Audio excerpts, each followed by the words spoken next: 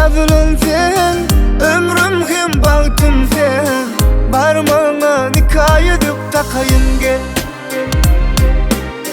Söyüştüge 3 yıllap birbirine arzula, şangırdap geldim bolup gel. İslam'ın söyün yari, şasenimlik bağıt payide.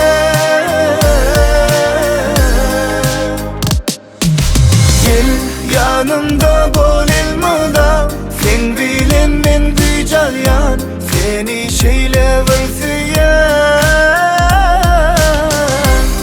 meni bak edip bileceksin, meni yılgır diyan demesin. Öymüzü bede gel.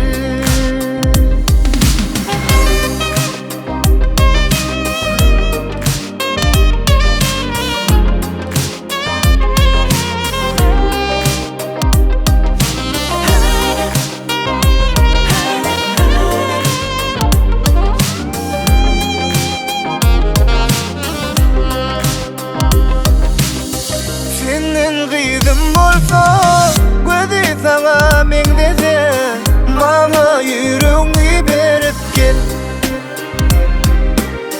Meni yaşa diyan sensin, başta bana söz verdin. Mesifemiz çekti bugün. İslam'ın söyün yari, şasenimlik bağıt payide.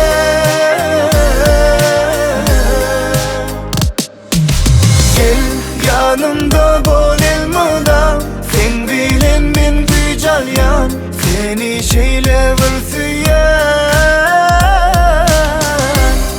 meni bak edip bileceksin, meni yılgır diyan demesin.